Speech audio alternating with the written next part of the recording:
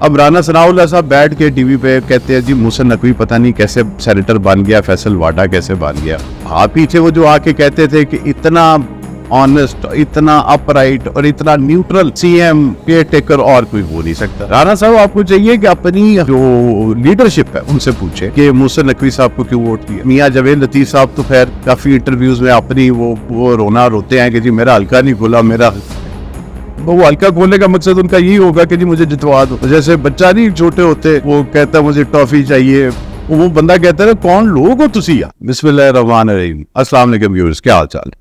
اچھا, میں آج بڑے مزے کی چیزیں میرے سامنے سے گزری ہیں, میں نے کہا آپ سے ڈسکس کروں کہ ہمارے جو ماشاءاللہ ایکس جو فیڈرل منسٹر ہیں رانا ثناءاللہ صاحب اور میاں جاوید لطیف صاحب سے وہ پورا سنون لیگ کے MLA تھے, ان کی مختلف انٹرویوز میرے سامنے سے گزرے. پہلے تو میں آپ کو اس کی تھوڑی سی بیک گراؤنڈ بتا دوں کہ انفارچونیٹلی ہمارے ملک میں جو یہ ڈیوائڈ چل رہی ہے اور ایک خاص طبقہ اور بہت بڑی تعداد میں ہے, بیسکلی وہ ان کی ایک فرسٹریشن لیول ہے اور کچھ اور چیزیں ہیں جس کے اوپر آ کے وہ ایک جماعت کو صرف سپورٹ نہیں کرتے, ایک عجیب سے مائنڈ سیٹ کے ساتھ کرتے ہیں کہ جو ہماری جماعت کے ساتھ ہے وہ مسلمان ہے, جو اس جماعت کے ساتھ نہیں وہ خدا نخواستہ شاید غیر مسلم ہو گئے. تو مجھے لگ رہا ہے کہ رانا ثناءاللہ صاحب اور میاں جاوید لطیف صاحب بھی جو ہے وہ اس جماعت کی نظریے کے ساتھ جو ایک مسلمانوں والی لسٹ ہے اس میں جانے کی کوشش کر رہے. تو خوددارا یہ جو ڈیوائڈ ہے نا, یہ پہلے اس ملک کو میں سمجھتا ہوں اتنا بڑا نقصان دے چکی ہے کہ شاید یہ ہماری آنے والی نسلیں جو ہیں اس کو سمجھیں گے کچھ عرصے بعد. ابھی شاید وہ نہیں سمجھ رہے اور ابھی وہ سمجھ رہے ہیں کہ شاید ہم ٹھیک کر رہے ہیں.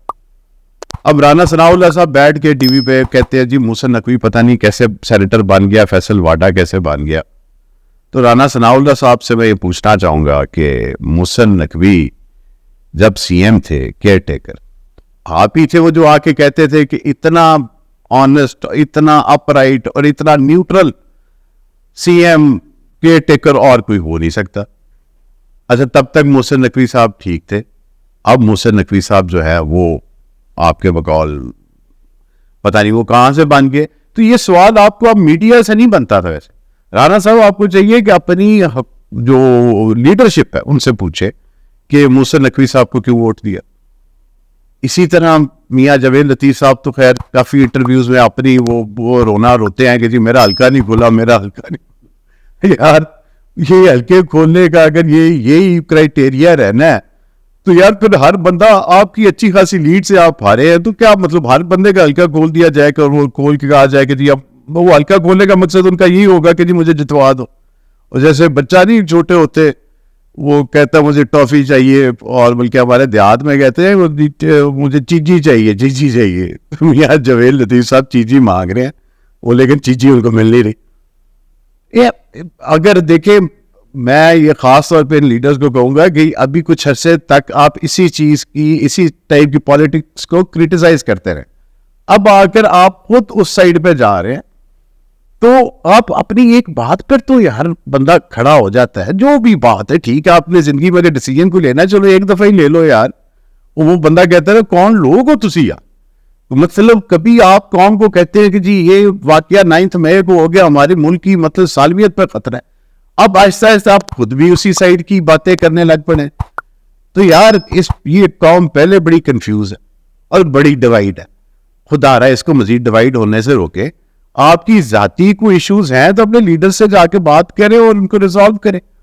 اب میں الیکشن ہارا ہوں ٹھیک ہے, میری بڑی ریزرویشنز ہیں, بڑی سچ ریزرویشنز ہیں. میں سمجھتا ہوں کہ ہر بندہ ہارا سمجھتا ہے کہ کوئی ایشوز ہوئے ہوں. میرے پاس الگ ویڈیوز بھی ہیں میرے حلقے کے لوگوں نے جہاں پہ مخالف امیدوار ووٹ ڈال رہا ہے, ایون ووٹ ڈالنے کی ویڈیوز ہیں. میں نے ٹریبیونل میں چلا کے وہ کیس کیا. میں تو نہیں ادھر بیٹھ کے رولا ڈال دیا کہ مجھے جان کے ہرایا گیا, مجھے یہ ہو گیا, مجھے وہ ہو گیا.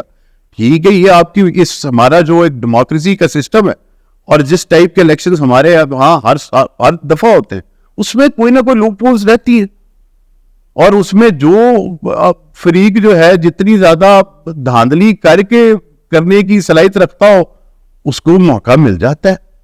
تو اگر اس سسٹم کو ٹھیک کرنے کی ضرورت ہے نا یار. اس سسٹم کو اگر بیٹھ کے آپ اسمبلیوں میں نہیں ٹھیک کر سکے تو میڈیا میں بیٹھ کے اسی سسٹم کو گالیاں دینے سے تو ٹھیک نہیں ہوگا.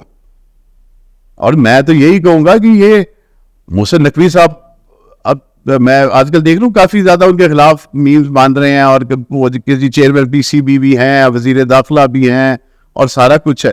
تو بھی یہ کون اپوائنٹنگ اتھارٹی کون ہے ان کی؟ وزیر اعظم. تو وزیر اعظم جناب کے پارٹی کے صدر جناب میاں شہباز شریف صاحب ہیں, ہمارے ملک کے وزیر اعظم ہیں. تو میرے خیال سے ان دونوں صاحبان کو چاہیے کہ ان سے بات کریں.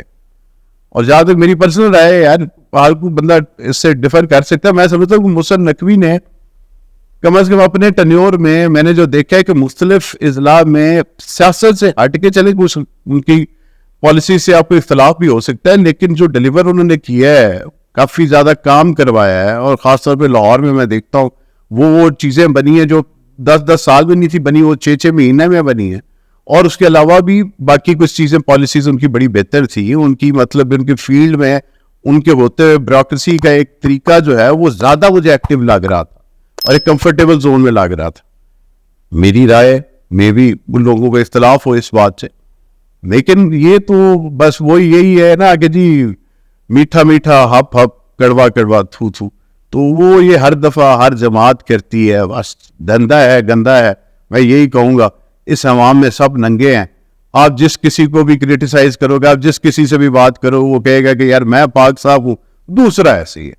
جیسے ہمارے پی ٹی آئی کے دوست جو ان سے آپ بات کرتے جاؤ تو وہ ہوتے ہیں کہ جی شاید ہم ہی اس ملک کو بچانے والی قوم اب پیدا ہوئے ہیں. پہلے تو یہ ملک پتہ نہیں کیا ہے, اس کے لوگ جو بس رہے تھے وہ شاید بیوقوف تھے. اللہ تعالی ہدایت دے ہم سب کو.